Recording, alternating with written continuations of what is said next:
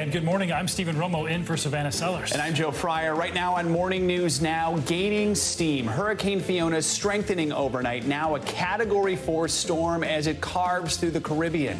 This morning, millions are waking up without power or water. Well, some lost everything. Devastating, you know, the PTSD just come back right away. All the destruction, or the floating, or the people waving on the top of the roof, requesting for help. It's heartbreaking. The major cleanup now underway as the storm heads north. Raising the stakes, we're following breaking news overnight. Russia says it's calling up military reservists, escalating the war in Ukraine. The Kremlin says it now plans to annex even more land and is threatening nuclear retaliation if Ukraine continues its push to reclaim its country. Reaction from Washington as we're hearing disturbing new evidence of atrocities. Special master showdown. Former President Trump's legal team grilled over documents seized at Mar-a-Lago. The pushback over declassification, why the judge overseeing this hearing told them you can't have your cake and eat it. And riding into the sunset, tennis great Roger Federer will call it a career this weekend, but with 20 major single titles under his belt, some are already wondering if he's planning a comeback. What he told us about his post-career plans in an exclusive interview. That interview with his biggest fan, Savannah Guthrie. She's completely unbiased about the fact that she wants him to play forever. She is so clear about that, right up front with her. Exactly. So we'll get to that in a little bit. We are going to begin this hour with the latest movements of Hurricane Fiona, which is now a Category 4 storm gaining strength overnight. And this morning, it's on its way to Bermuda after slamming the Caribbean this week. Yeah, Turks and Caicos are now assessing all the damage left behind by Fiona. Officials there say early reports are showing minimal damage to the island chain, but in Puerto Rico, it is quite a different scene this morning. Most people are without power and water, and the cleanup is just getting underway as Congress begins freeing up money for emergency relief. NBC News national correspondent Gabe Gutierrez is in Puerto Rico with the latest. Good morning. Yet another massive cleanup effort is underway here in Puerto Rico. The island had not yet fully recovered from its last major storm, Hurricane Maria, 5 years ago, when Fiona roared ashore. Now that storm is showing no signs of slowing down. This morning, Hurricane Fiona is strengthening, heading towards Bermuda after barreling through Turks and Caicos, with winds up to 125 miles per hour, triggering a shelter-in-place order. In the Dominican Republic, more than 1 million people are without power, carving a deadly path through the Caribbean. At least 5 people dead, either directly because of the storm or its aftermath. From above, just a small glimpse of the DR destruction. Homes and even entire crops of bananas now gone. In Puerto Rico, another agonizing night, days after Fiona made landfall. Just 20% of the island has power, 50% has running water. Here is my sofa, my microwave, my TV. Charaima Morales is in the dark, her flooded belongings now on the street corner, her patience running out. I don't know how to explain how hard it is. She and many others here think local officials did not learn lessons after Hurricane Maria decimated the island's power grid 5 years ago. Do you think that the government of Puerto Rico was adequately prepared for this hurricane? No. Why not? Because they did nothing. Fiona now also devastating her town, Toa Baja in northern Puerto Rico, as we saw during an aerial tour. The water here just kept rising, choking off these communities for the better part of 2 days. Thankfully, the water is now receding, but the pain is not. We met another family in southern Puerto Rico reaching their flooded home for the first time. It's so bad. Today, more long fuel lines are expected as Puerto Ricans scramble to feed their portable generators. The governor here is asking for expedited federal help. FEMA says its warehouses here are fully stocked, and it's pledging to send in more disaster teams to help. Meanwhile, the Department of Health and Human Services has declared a public health emergency here in Puerto Rico. Back to you. All right, Gabe Gutierrez, thank you. Let's bring in American Red Cross spokesperson Grace Meinhofer for more on the cleanup in Puerto Rico. Grace, thank you for joining us. So first of all, what's the Red Cross seeing on the ground, and what are you hearing from people there in Puerto Rico? Good morning. Thank you for having me. We're seeing a lot of destruction like you've seen in all the visuals. Floods, landslide, a lot of help will be needed in the days ahead. I mean, a lot of people don't have electricity or water. We have over 100 volunteers and teams that are deploying through the island to distribute supplies, cleaning kits, hygiene products, and other things that might need to help the people in Puerto Rico recuperate from this disaster. The Red Cross, of course, also responded after Hurricane Maria 5 years ago. What are some of the lessons your organization learned from the recovery after that storm that you're applying to try and help people today, especially lessons specific to some of the challenges facing Puerto Rico? So I was part of the long-term recovery plan for Puerto Rico, and I have to say, so one of the lessons that we learned was that investing in solar panels for the schools that serve as government shelters was one of the best things that came out of Hurricane Maria. Over 150 schools had solar panels thanks to the generosity of the donors that donated for Hurricane Maria and helped us respond for that disaster. And today, we see that these schools are serving food. The panels help to preserve the food and also to serve hot meals as people come in and out of the shelters. We've seen that maybe some advocates for Puerto Rico are a bit hesitant right now to donate to the Red Cross following Hurricane Maria. MTV is reporting that some Puerto Ricans are being asked donate to more local causes first. What's your reaction when you hear that? Are you worried at all that there are any trust issues there? I have to say we have over 100 volunteers. 80% of them are Puerto Ricans. They don't have electricity. They don't have water. I don't have electricity or water, and we're here serving the community. The Red Cross also partnered with local community organizations for distribution of meals and supplies. It's going to take a team effort to bring Puerto Rico back. So donating to the Red Cross is a safe thing. And if you want to donate, please go to redcross.org and place a donation to help the people affected for this disaster. All right, Grace Meinhofer, thanks so much for joining us. Please stay safe. All right, let's get the latest. Let's get the latest now on where Fiona is actually headed next. NBC meteorologist Michelle Grossman is here with that. Hey, Michelle. Hey there, guys. Great to see you. And it's headed towards Bermuda, but it's going to spend a little time over water. It's going to continue to strengthen. Still Category 4, but a little bit stronger.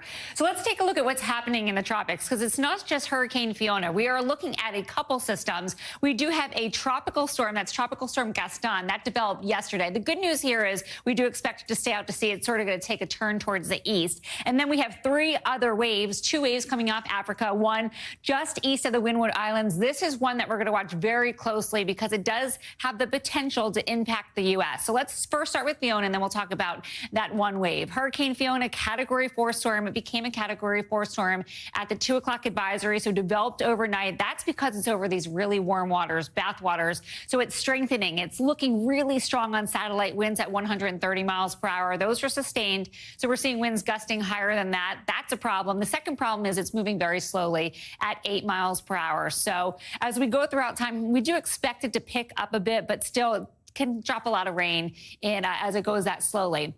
Now, we do have tropical alerts. That's for Bermuda, tropical storm watch, and we do expect conditions to deteriorate over the next 48 hours, and that will probably most likely be updated to a tropical storm warning by Thursday into Friday. So this is what it looks like in terms of the track, a Category 4 hurricane right now. It's going to take a turn towards the north and also towards the east, but still staying west of Bermuda. This is the good news. The latest track showing it even further to the west. So we're going to, of course, continue to watch that. We still have time, but hoping that it goes further to the west and staying clear of Bermuda. But even still on this track, we could see tropical storm winds, some really rough seas as well, and some heavy rainfall. We do expect it to pass by Bermuda sometime between Thursday into Friday. And then this is really interesting because you don't see this that often, and it will be historic. It stays strong even as far north as Canada, even New England area. We're looking by Saturday 3 a.m. a Category 3 storm. It's going to enter Atlantic Canada as a very strong storm with low pressure, probably the lowest pressure they've ever seen. It could bring down trees, bring down power lines. It's going to cause a lot of problems over the weekend there.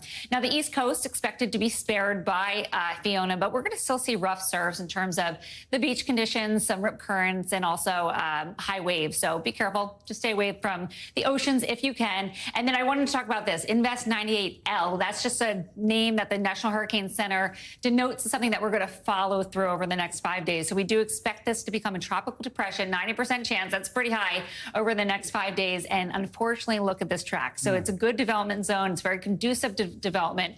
And then as we go throughout time, these are some of the models. So notice with Fiona, it took that turn towards the east, that right-hand turn, and that's why we didn't see an impact in the U.S. mainland. This is a little bit different. We don't have a steering mechanism, so we do expect it to turn to the west.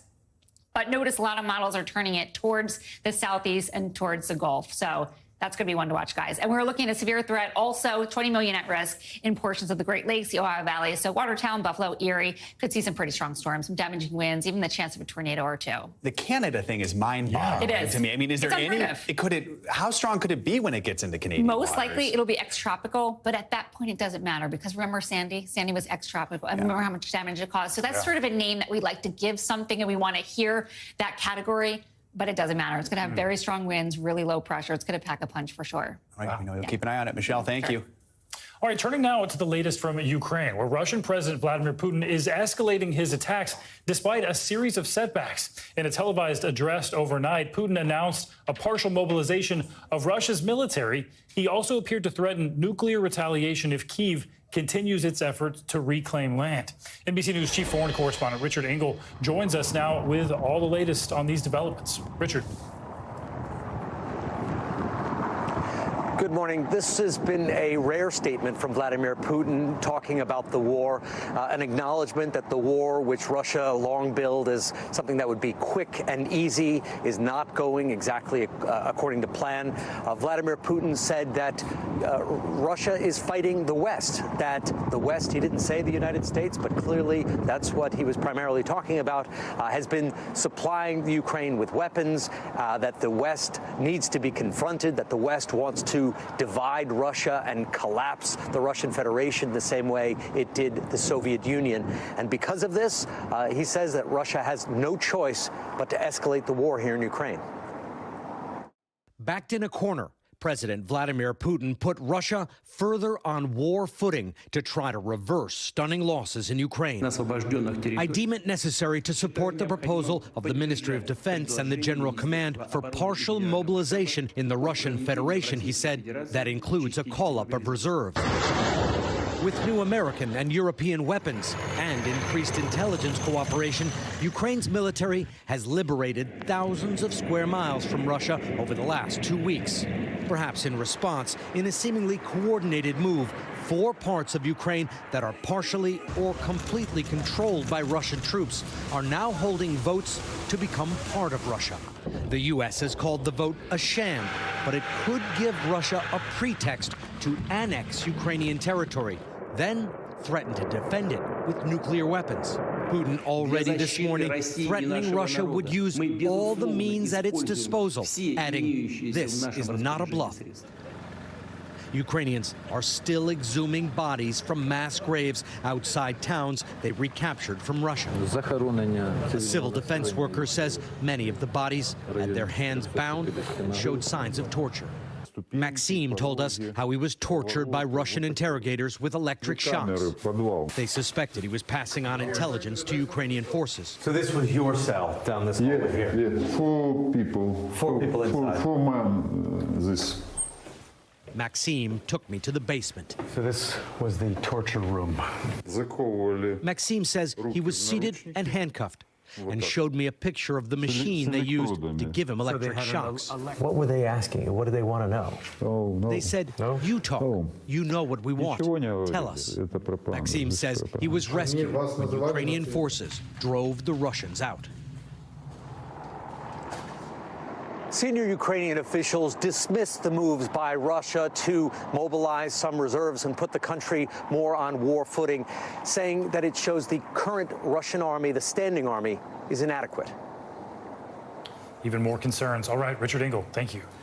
President Biden's remarks to the United Nations today will take on a new level of importance after this dramatic escalation in the war. Yeah, the president is expected to make the case for the world's continued support of Ukraine's war effort. NBC News Chief White House correspondent Kristen Welker joins us now with the latest. Kristen, good morning. Good to see you here in person. It's great to see both of you. It brings you to New York. So what can we expect to hear from the president? Do we think there might be any sort of shift now, given everything that's happened in Russia? I would expect so. And I would expect that you're going to hear President Biden reiterate his warning that there will be what he has called severe consequences should Putin use chemical or nuclear weapons in an attack. Now, the president has not said what that retaliation will look like specifically, but I think you will hear yet another stern warning. And look, broadly speaking, the president is using this speech to try to rally support for Ukraine and to keep world allies incentivized to keep up their support for Ukraine. The U.S. has already committed $15 billion in 21 separate aid packages. But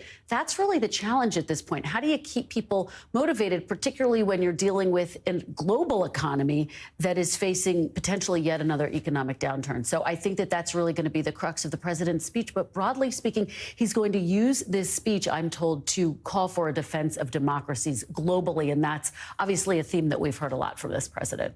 And it's been hard to keep Ukraine in the headlines. There's so many other things happening this summer that have sort of taken the spotlight. But I did want to ask what you made of Russia's Foreign Minister Sergei Lavrov attending this UN summit. Do you think there's still some chance for diplomacy? So that's the big question. Right now, there are no scheduled meetings between U.S. officials and Russian officials, between Sergei Lavrov included. And of course, President Putin, not surprisingly, is not at the UN General Assembly. We're not surprised by that, but I was speaking to a senior administration official overnight who said the fact that there are no talks scheduled, the fact that Putin is not here, he's one of 4 leaders who didn't attend, but it just underscores that there's really no hope at this point for a diplomatic resolution. Now, we'll be watching very closely to see, is there a meeting that happens between Lavrov and Blinken? Potentially, that's what a lot of the focus has been on. But again, nothing's scheduled right now. And so this freeze in dialogue continues. You mentioned the president obviously going to be focusing on democracy, really just worldwide. And it's not just Ukraine. Do we expect him to talk about some of the pressures facing places like Taiwan? Absolutely. And of course, the president just made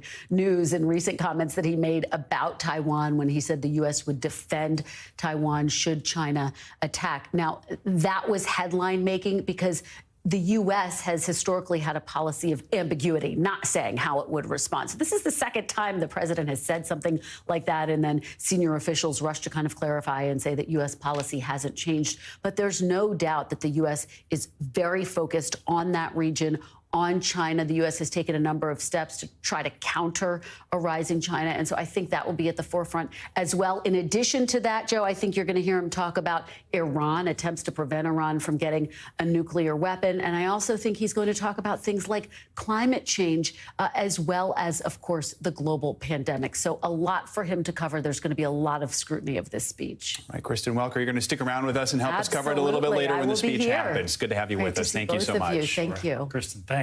Well, another twist this morning in the ongoing battle over immigration policies. Some of the migrants who were flown to Martha's Vineyard by Florida Governor Ron DeSantis last week are now suing him and other state officials, accusing them of fraud. NBC News correspondent Emily Aketa has been following this story for us. Hey there, Governor DeSantis is facing that new lawsuit and a separate criminal investigation by a Texas sheriff as speculation mounts about whether he will try to fly more migrants out of the South, which is experiencing a record influx in border crossings. Nearly 8,000 migrants arriving daily. Nobody can deny that there's a crisis. This morning, Florida's Republican Governor Ron DeSantis facing backlash for his decision to fly 48 Venezuelan migrants to Martha's Vineyard last week. Attorneys representing some of those migrants filing a lawsuit late Tuesday against DeSantis and other Florida officials, accusing them of a premeditated, fraudulent, and illegal scheme to transport them to the island. The suit, which is seeking class action status in Massachusetts, says the migrants were lured with incentives like McDonald's gift certificates and free hotel stays, and were promised jobs, housing, and educational opportunities if they boarded planes to other states. DeSantis maintains the flights were voluntary and that migrants signed a consent form shared overnight by his office, who responded to the lawsuit writing, Florida's program gave them a fresh start in a sanctuary state, and these individuals opted to take advantage of chartered flights to Massachusetts. Massachusetts. If 50 was a burden on one of the richest places in our country, what about all these other communities that have been overrun with hundreds or thousands? The lawsuit comes 2 days after a Texas sheriff announced a criminal investigation into the flights, which originated in his state. Sheriff Javier Salazar, a Democrat, says the migrants were lured with false promises of work and assistance. Massachusetts Republican Governor Charlie Baker says he supports the sheriff's investigation, but is also urging the Biden administration and Congress to enact sweeping immigration and border security reform. I'd like to see the feds create an immigration policy that people can understand and people can enforce and people can abide by. We don't have that. Homeland Security reports illegal border crossings have hit a record high, totaling more than 2 million in the last 11 months. On Tuesday, there were unconfirmed rumors a plane carrying migrants was heading to President Biden's home state of Delaware. The White House said it was coordinating with state officials to prepare. Volunteer groups stood by to help. Reporters and camera crews staked out airports, but the plane and the migrants never arrived, landing at New Jersey's Teterboro Airport, appearing not to have any passengers on board. Back to you. All right, Emily, thank you. All right, turning now to the review of those documents that were seized by the FBI in their search of former President Trump's Mar-a-Lago estate. Senior U.S. District Judge Raymond Dearie, who has been appointed as the special master in this review, held his first hearing into this matter yesterday, and he expressed what sounded like some doubt over the arguments made by Trump's legal team that the former president had already declassified those documents in question before the FBI seized them back in August. NBC News Justice reporter Ryan Riley joins us now for more on this. Ryan, good morning to you. If you would, tell us about this, what sounded like skepticism from the special master who's already reviewing these documents and arguments by the former president's legal team. What does this signal about the strength of their case moving forward? Yeah, I think for the special master, this is sort of a put up or shut up moment, he sees this as for the Trump folks, because essentially what the Trump team has been doing is implying that, oh, maybe Donald Trump declassified some of these materials. But you've noticed they haven't actually said that in court. And that's because there are penalties for saying things that aren't true in court. So they haven't actually come forward and claimed that, despite all of these claims in the media about this purported declassification. So they haven't actually made that claim specifically, and they haven't put forward any evidence of that actually being the case. And what the special master is saying here is that essentially these documents have labels saying they are classified. And if there's no other evidence regarding declassification, then by default, these are classified documents and wouldn't be subject to any sort of review in terms of whether they're personal records of Donald Trump. Because, of course, if they're classified records, they're on their face, not the property of Donald Trump. They're not his personal property. They are the records of the U.S. government. And, remember, this is just a subset of the 11,000 documents, government documents that DOJ says that they seized from Donald Trump's estate in Mar-a-Lago on August 8th. Well, talk to us, if you would, about the thinking behind Trump's legal team trying to avoid sharing more information about these claims of declassification. Do you think they're just trying to slow down the entire legal process?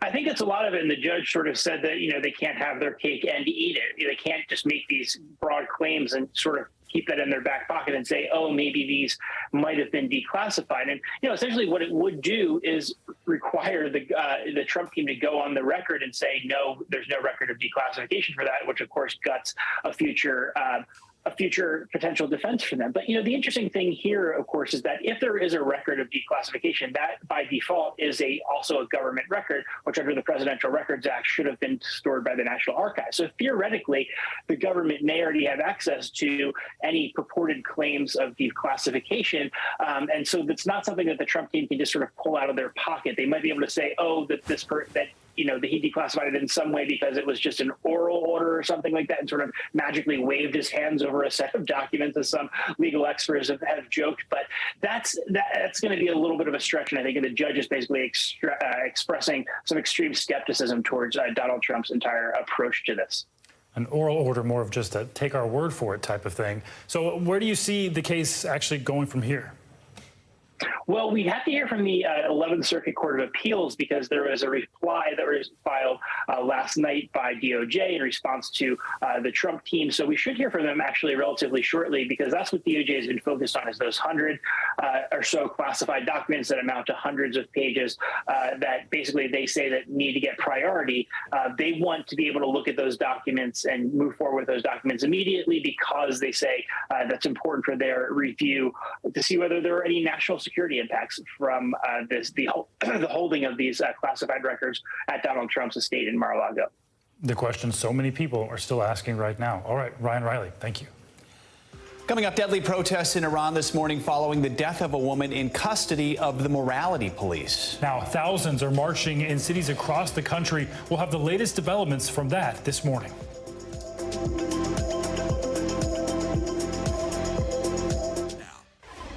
We're back with the latest on protests in Iran, which are continuing after a woman died in police custody last week. Yeah, 22-year-old Mahsa Amini was taken into custody by Iran's morality police, who enforce strict hijab rules. Iranian authorities have denied mistreating her.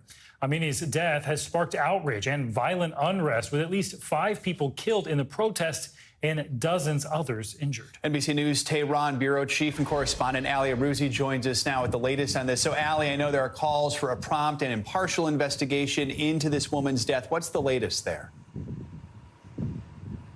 Hey, Joe, that's right. There have been international calls for an open, independent and transparent investigation into the death of this young woman who died while she was detained by the much-feared, much-hated morality police in this country. A spokesman for the UN High Commissioner for Human Rights issued a stinging statement saying that their office has received numerous unverified videos of violent treatment of women, including slapping women across the face, beating them with batons and throwing them into the back of police vans. She said that the authorities must stop targeting, harassing and detaining women who don't abide by these strict hijab rules, and is calling for a repeal of all discrimination laws and regulations that impose mandatory hijab. For their part, the authorities here, unsurprisingly, Joe, have denied any culpability in the death of Mahsa Amini, but they have been spooked by the reaction of the people on the streets. So much so that even the authorities here have said that they have launched an investigation into her death. The president of Iran even called her family to offer his condolences, but those efforts by the authorities in Iran have done little to suppress the unrest that is still continuing. And Ellie, we know that unrest was sparked by the woman's death, but as you were just talking about, this highlights a broader issue of human rights in Iran. Are there any calls to reform Iran's military or morality police, rather, and its laws requiring the wearing of those hijabs? Yes, I mean, those are essentially what all the calls are for right now in the protests. And we are seeing unprecedented scenes in Iran right now, Steve. Women here are basically at the forefront of this movement. They are saying that their rights have been trampled on, that essentially the laws in this country are state-sponsored misogyny. And not only do they want the laws reformed, they don't want to be subject to these very strict Islamic rules on dress codes. And that's why we've been seeing last night unprecedented images in Iran of women standing in the middle of Tehran and other cities, burning their headscarves in the middle of the city, shaving their heads, being supported by large crowds chanting them on.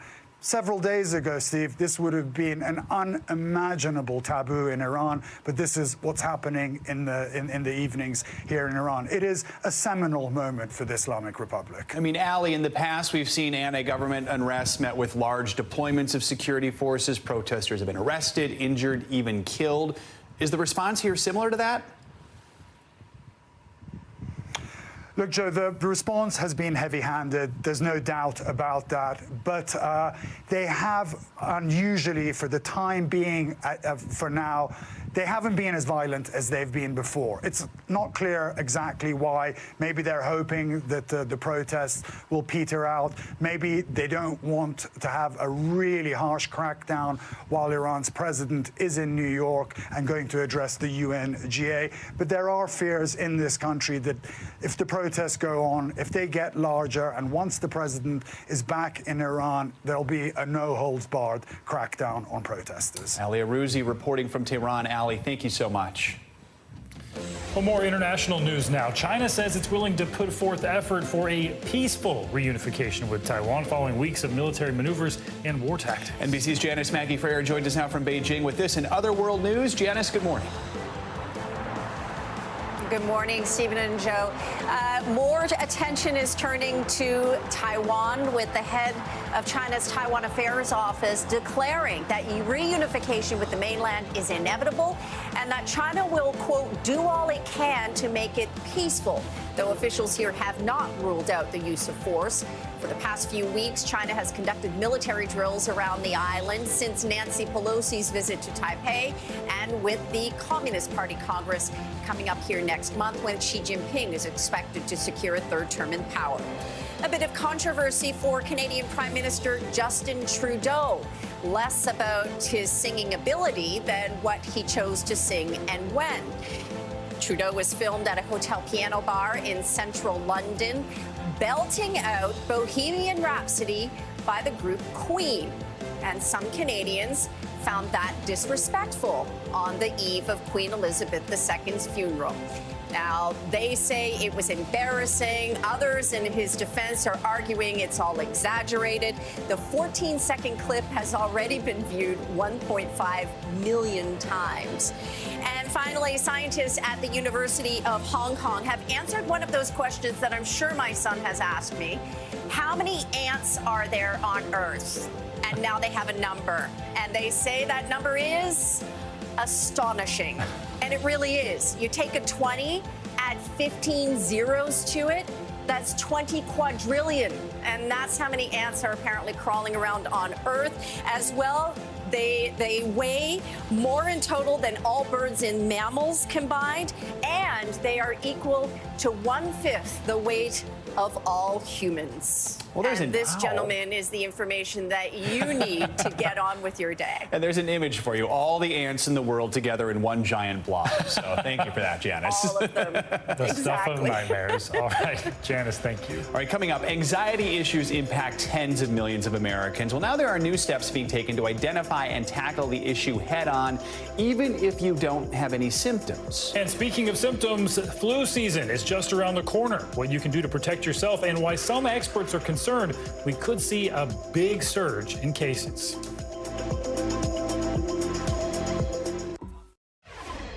Welcome back. A new recommendation is out calling for all adults under 65 to be routinely screened for anxiety. NBC News correspondent Sam Brock joins us now to tell us a little more and what we can do to cope with anxiety. Hey there, Sam. Joe, good morning. Look, it affects a lot of Americans, some 40 to 50 million. And this new guidance centered on anxiety screenings is a first for the task force. They also say the benefits of the screenings outweigh any potential risks and can get people the effective treatments that they need. The silent suffering of anxiety could be a thing of the past. According to the latest draft recommendation by the U.S. Preventative Services Task Force, routine screenings are considered beneficial for adults under 65, including pregnant and postpartum women without any symptoms. What they're recommending now is a great thing because it'll let doctors open up the conversation, and hopefully from there, they'll be able to diagnose more and treat more. Anxiety disorders are considered the most common mental illness in the country, affecting nearly 50 million people, with just under 1 out of every 3 adults saying they've experienced an anxiety disorder at some point in their lives. And according to a recent survey from the CDC, over the course of the pandemic, the number of adults seeking treatment increased from 19% to 21%. And anytime you have a stressful environment, be a pandemic, be any kind of disasters, wartime periods, stress levels go up, anxiety levels go up. And in this case, more visits to the primary care doctor or to their doctor for anxiety type symptoms is essentially the tip of the iceberg. Anxiety, even found in the presence of fame and success, with more and more celebrities and athletes opening up about their personal journeys.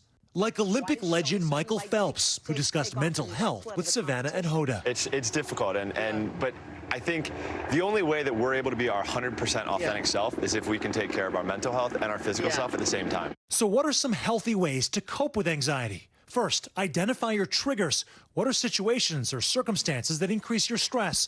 Make sleep a priority and maintain a healthy diet. And if you find your anxiety interfering with anything in your life, seek help from a doctor and develop a treatment plan. The most important thing to realize is regardless of where you are in your life, where you are in your relationships, where you are in society, it can affect anyone, anywhere, anytime. And you may be asking, what about kids? Well, in April, the same task force made similar recommendations for screening children 8 to 18. As for adults over 65, that's a bit different because many of the common symptoms of aging, like trouble sleeping, pain and fatigue, can also overlap with symptoms of anxiety. So the task force said there wasn't quite enough evidence to guarantee the accuracy of the screening tools in older adults. Joe, back. Interesting. All right, Sam, thank you. Thanks.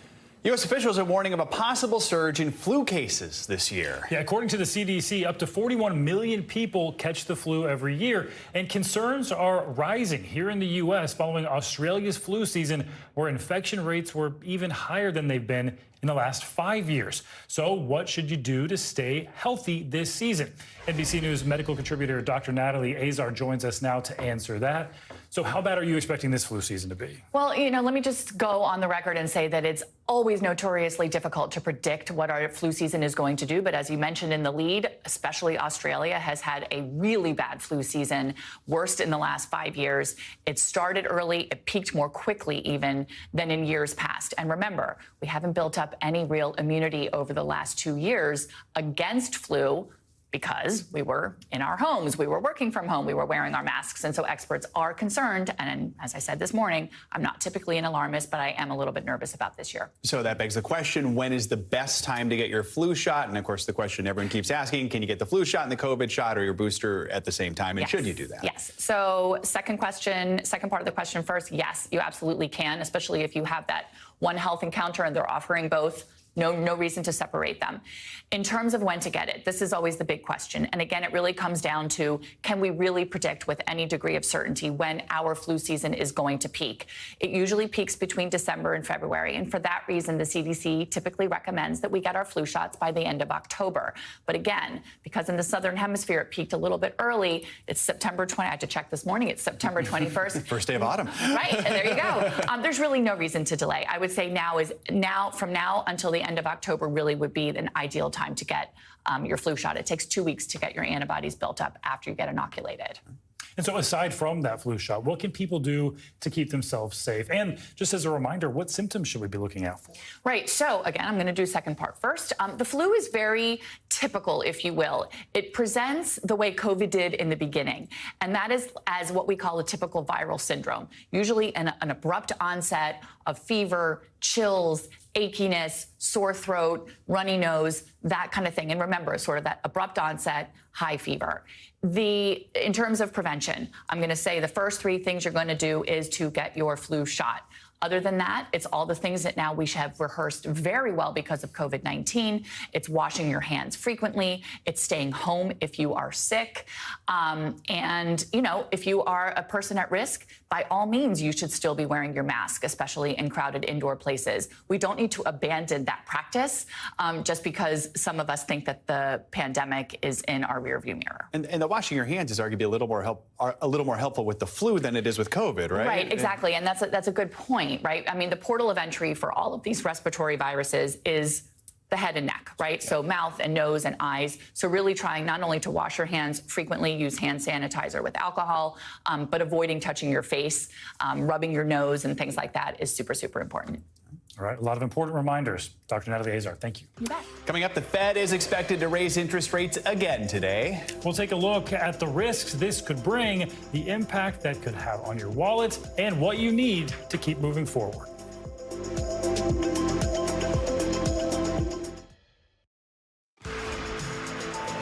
Welcome back. Some business headlines now. A new major retailer has its employees file for unionization. CNBC's Savannah Hanau joins us with that and other money headlines. Hey, Savannah, good morning.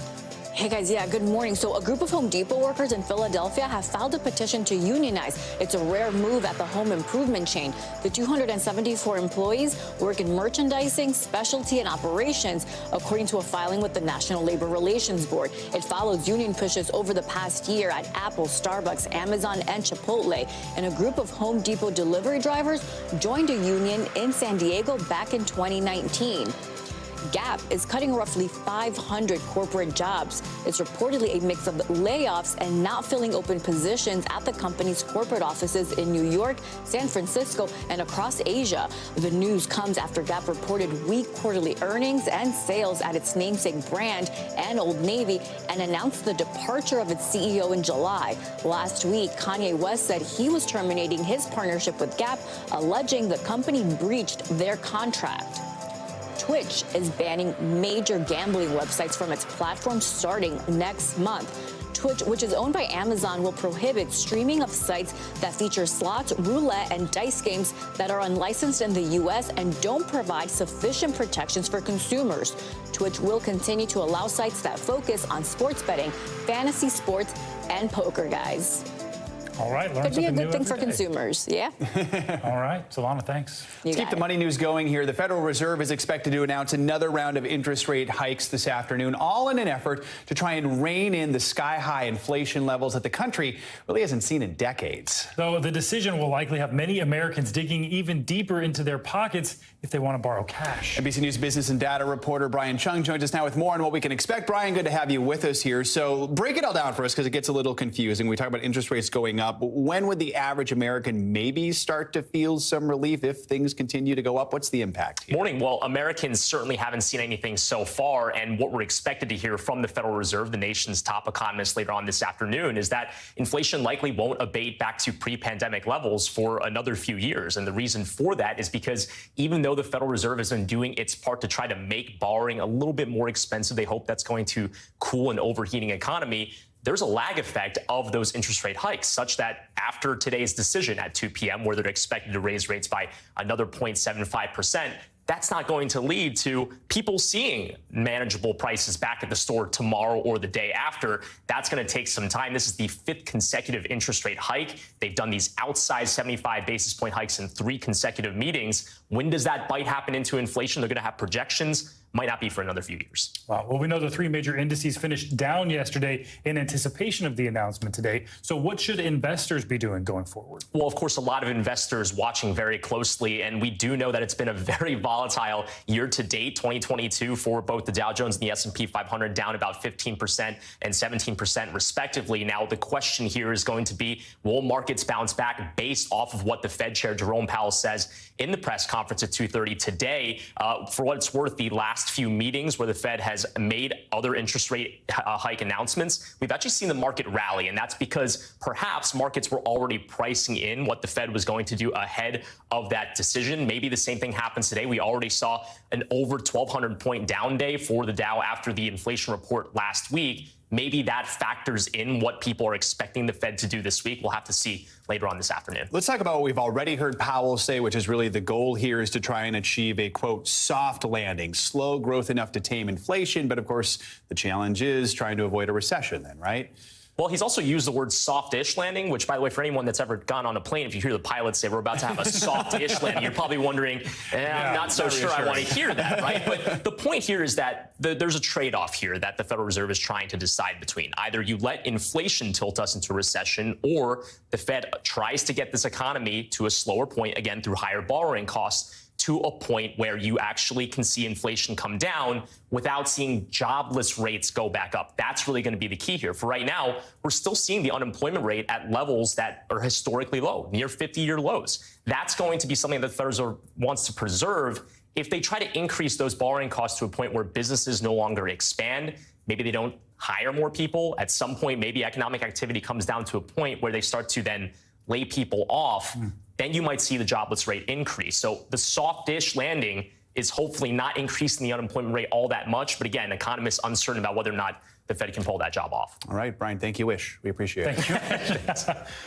It's the 21st day of September, a date made famous by an Earth, Wind, and Fire song. Oh, yeah, it's also World Gratitude Day. You're going to have that song stuck in your head all day. Yes. Well, the day is a reminder of what we should feel grateful for, and also a reminder to express our gratitude to the people around us. Thankfully, we didn't sing the song for you. Joining us now to get more into this is Scott Dussault. He is the Chief Financial Officer for WorkHuman. Scott, good morning. Good to have you with us. So first of all, explain to us the origin of World Gratitude Day. What's the significance of it, and why September 21st? Yeah, well, so World Gratitude Day goes back quite a ways. Back in 1965, it was born on Thanksgiving Day in 1965, when spiritual leader Sri Shimnoy suggested that there be a day of thanks for the whole world to celebrate together. And then those present at a meeting on September 21st pledged that September 21st should be that day as a celebration of gratitude in their country. And in 1977, during a special ceremony of the honor tree, a resolution was passed that officially recognized World Gratitude Day. And since then, it's been an annual observance that's grown to become a dynamic worldwide movement across the entire world. And Scott, we've been reporting on the so-called Great Resignation that's been happening over the past few months, with people leaving their jobs in droves over the past year. You argue we need a great recognition. What are some ways companies can show their gratitude toward the employees who aren't participating in that resignation?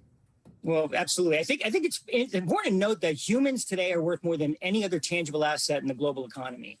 And when you look at reports that come out of organizations like Gallup, U.S. businesses are losing more than $1 trillion annually from disengaged employees and employees who leave.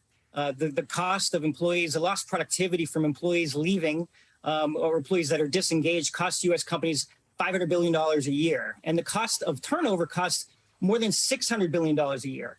The cost to replace an employee can range from 1/2 to 2 times the employee's salary. So with recognition, and WorkHuman is a recognition platform for organizations to help unify company culture, align employees with goals and objectives, and recognize employee performance.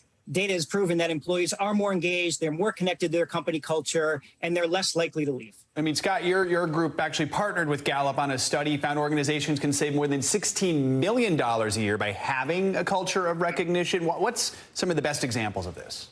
That's right. No, no question. The study that we did with Gallup was telling in that we saw that more than 50% of companies don't recognize or don't celebrate World Gratitude Day, or don't recognize their employees in a formal way. And employees are asking for recognition. They're looking for recognition because they want to understand how their work benefits their company and how their performance is aligned with company goals and how they're actually contributing to their company's success. And we have collected more than 70 million moments of recognition data on our platform from leading technology companies where they've seen tangible results. We've seen, for example, at a tech company in Silicon Valley that reached 96% retention rate when employees received 4 or more awards a year. An energy company saw 50% lower turnover for new hires that were recognized through their WorkHuman recognition program. Wow. And performance as well. We have a technology company here on the West Coast, a large technology company that saw 100% improvement on employee satisfaction scores and scored #1 in 2019, 20, and 2021 in Great Places to Work. So these are real business outcomes when employees when employers or companies invest in their people. A little recognition can go a long way. Scott, thank you so much. That does it for this hour of Morning News Now. Your news continues right now.